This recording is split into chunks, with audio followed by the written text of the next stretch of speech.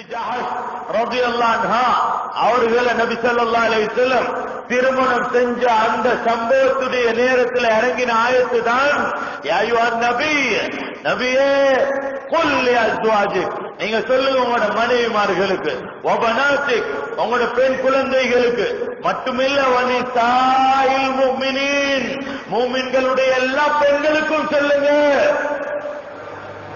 யுத்னீன அலைஹின்ன மின் ஜலாபீபிஹின்ன, அவர்கள் மீது அந்த ஜில்பாப போட்டு பூர்த்தியா தங்களை தாங்களே மறைத்துக் கொள்ளுமாறு. ஹிஜாபுடைய கட்டளை இருக்குது, இது நபியுடைய மனைவிமார்களுக்கு எப்படியோ அப்படித்தான் என்கிற பெண்களுக்கும் மறக்க வேணாம். இன்னைக்கு பிரிச்சு காட்டுறாங்களே, இன்னைக்கு சொல்றாங்களே நபியுடைய மனைவிமார்களுக்கு தான் இந்த கட்டளை, இவங்களுக்கு இல்லைன்னு சொல்லி யாராவது அதை நிரூபிக்க இயலுமெண்டா முன்னால வரலாம்.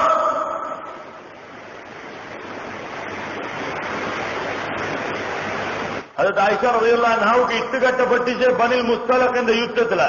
ஹிஜ்ரி 5 கடைசி இது. நீங்க சரித்திரத்தை படிச்சு பாருங்க, முதலாவது சரித்திரத்தை படிங்க நஷ்ட விளங்குறதுக்காக வேண்டி.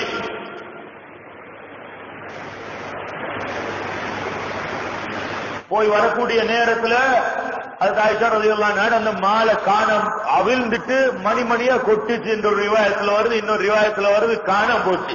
கலா ஆஜத்துடைய நேரம் ஒரு மணியா சேர்த்து கட்டி கொண்டு வரக்கொள்ள அல்லது தேடி எடுத்துக்கொண்டு வரக்கொள்ள ஸல்லல்லாஹு அலைஹி வஸல்லம் பிரயாணத்தை தொடர்ந்துட்டாங்க. அந்த ஹவுதஜ் அந்த பல்லாக்கு சந்தாக்கு மாதிரி இருக்கும், கம்பால செய்யப்பட்டது, ரொம்ப பாரமா இருக்கும்.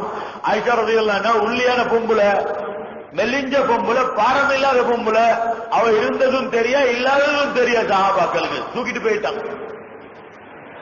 ஆயிஷா ரலியல்லாஹு அன்ஹா வந்து பார்த்தா ஸல்லல்லாஹு அலைஹி வஸல்லம் வெளியாயிட்டாங்க, பிரயாணத்தை தொடர்ந்துட்டாங்க. தேடி பார்த்தாங்க, அங்கால கண்ணுக்கு விளங்குற தூரத்துல இல்ல. ஆயிஷா புத்தி உள்ள பெண்மணி, பிராசத் கொடுக்கப்பட்ட பெண்மணி, தூர நோக்குள்ள பெண்மணி, விளங்கி கொண்டாங்க. நான் இங்க அங்க சுத்துவேன்டா பாலைவனத்துல திசை தெரியாம குழம்பி போயிட்டுருவேன்.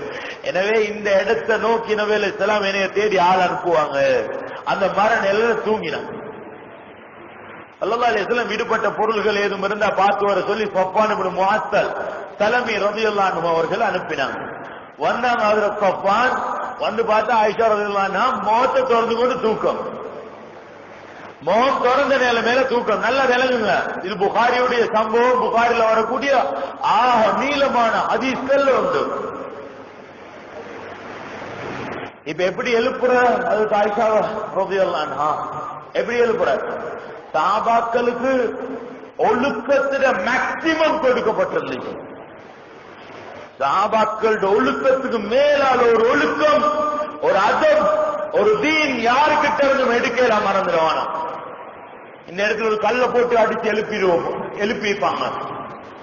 புத்திய போட்டு பார்த்தா தூரத்துல இருந்து ஒரு கல் அடிச்சா எழும்பிடுவா, இல்லைன்னா ஆயிஷா கொரோட்டா எழும்பிடுவா, இப்படி ஏதாவது செஞ்சா எழும்பிடுவா. அதுல ஸஃப்வான் சத்தமா இன்னா லில்லாஹி வ இன்னா இலைஹி ராஜிஊன் ன்னு சொன்னாங்க. அதுக்கு ஆயிஷா ரலியல்லாஹு அன்ஹா சொல்றாங்க, மா கல்லமனி கலிமத்தன் வலா சமிஅது மின்ஹு கைர இஸ்திர்ஜாஇ, நான் இந்த ஸஃப்வானோட ஒரு வார்த்தை பேசவும் இல்லை, அவர் என்னோட பேசவும் இல்லை, அவருடைய நாவுல இருந்து நான் செவி மடுக்கவும் இல்லை, அவர் இன்னா லில்லாஹி வ இன்னா இலைஹி ராஜிஊன் என்று சொன்னதை தவிர. கத் அரஃபனி, என்னைய கண்ட உடனே அவருக்கு விளங்கிட்டு நான் தான் ஆயிஷா என்று சொல்லி. லிஅன்னஹு கத் ரஆனி قبل الحجاب, ஏனென்றா ஹிஜாபுடைய ஆயத்து இறங்குறதுக்கு முன்னால் அவர் என்னைய கண்டிருக்கிறார், எனவே அடையாளம் கண்டாங்க.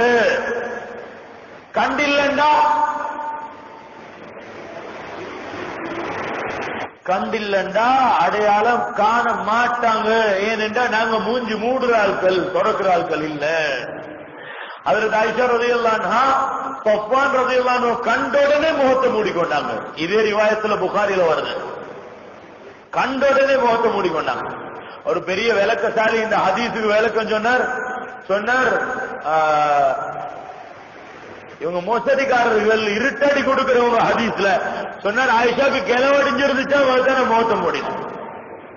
ரலியல்லாஹு அன்ஹா எவ்வளவு கேவலமான ஆட்கள் பாருங்க.